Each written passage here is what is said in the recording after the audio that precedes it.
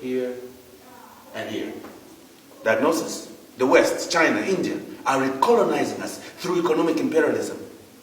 Now it starts with economic saboteurs who offer our governments grandiose development projects and loans through the aid agencies, the IMF, the World Bank, blah, blah, blah, blah, blah.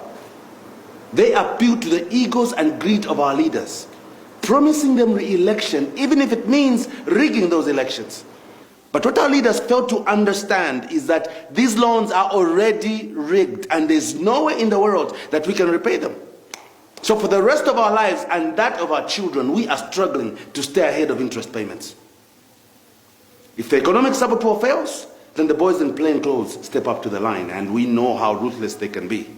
Their modus operandi: assassination. The result: Nicaragua, or maybe much closer to home, the Congo, where they overthrow the government and install a puppet. If that fails, then they step in with their uniform and heavy artillery. Think Vietnam, or maybe much more recently, Iraq. Make no mistake about it, we are at war. But this is not a war that is fought with guns or nuclear weapons. China just exports cheap laborers into our country, and they kill our people with their mediocre safety standards. They force our people to work without the proper safety equipment. They disgorge poison into our rivers.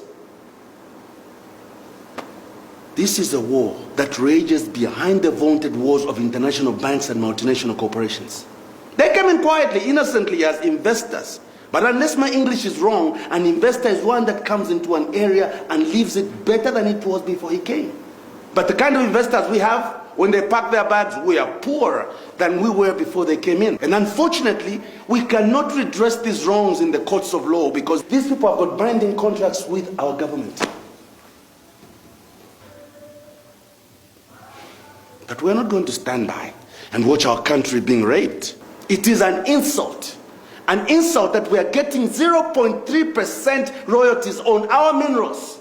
And these people are not even paying any tax on these revenues. You know why? They are selling to buyers outside the country. And that money is deposited directly into their foreign accounts. If this trend continues, in 30, 40 years from now, we will have nothing. Our social sector is not working. Zambia has some of the best mineral deposits in the world. And yet look, everywhere people are starving. So it's not about race or socialism. It's about doing the right thing.